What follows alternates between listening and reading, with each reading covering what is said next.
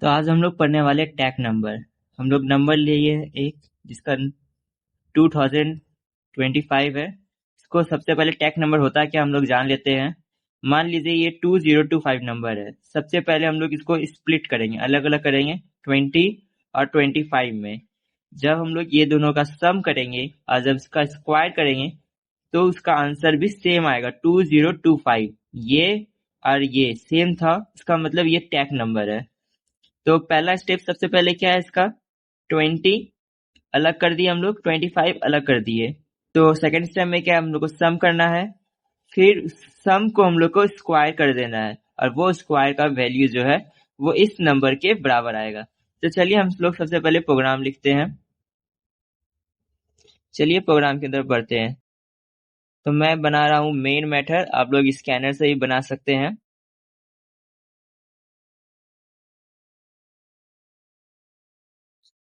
चलिए प्रोग्राम लिखते हैं। सबसे पहले हम लोग पब्लिक लिख लेते हैं, पब्लिक क्लास टैग। आप लोग और कोई भी नाम ले सकते हैं।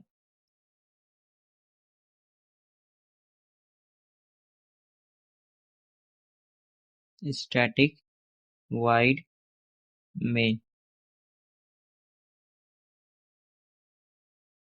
मैं 4 नंबर वाला लेके बना रहा हूँ, आप लोग 8 भी ले सकते हैं।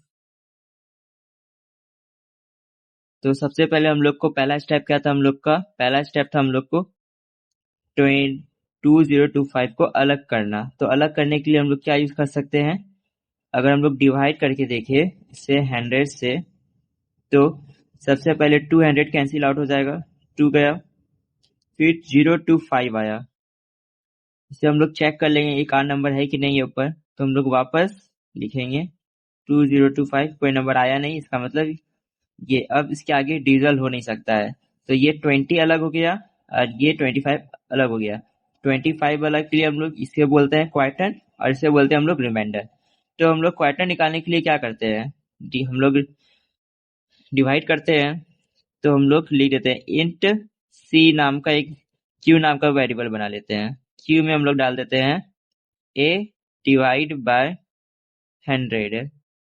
तो इससे हम लोग का क्या निकल जाएगा, 20 निकल जाएगा। और हम लोग रिमाइंडर निकाल लेते हैं ए मॉडुलस बाय 100। मॉडुलस से आप लोग को पता ही है रिमाइंडर निकलता है। तो रिमाइंडर हम लोग का 25 आ जाएगा। इसका टेंशन नहीं ली जाइए, यहाँ पे 0 लिखा हुआ है, इससे कोई दिक्कत नहीं होगा आपका प्रोग्राम में। तब सेकेंड स्टेप हम लोग का था कि ये दोनों को प्लस करना है। तो हम लोग दोनों का सम बना देते हैं एस नाम से। ये एस है, क्यू प्लस आर। अब हम लोग को बोला गया था सम करने के बाद इसका स्क्वायर। तो इंट एस क्यू मान लेते हैं हम लोग स्क्वायर के लिए। एस इंटू एस कर सकते हैं, या तो आप फंक्शन भी लगा सकते हैं, मैट एस क्यू आटा भी लगा सकते हैं आप। तो हम लोग का स्क्वायर तक हो गया। अब हम लोग को क्या देखना है, यहाँ पे कितना आ जाएगा 45। यहाँ पे हम लोग क्या कर रहे हैं 45 मल्टीप्लाई बाय 45। तो ये दे देगा 2025। ये एस है, ध्यान रखिएगा आप लोग। S.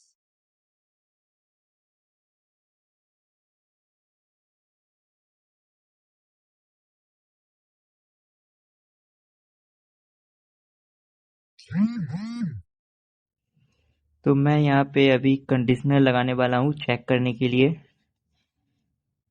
System dot out print ln. यहाँ पे हम लोग क्या है, एस क्यू जो है इसका जो वैल्यू है वो हम लोग का इंट, जो वेरिएबल हमने लिया है इंट ए, उसके बराबर रहना चाहिए। तो हम लोग लिख देते हैं एस क्यू इक्वल टू ए। तो क्या हो, अगर इक्वल हुआ तो वो टैग है, या तो टैग नहीं है।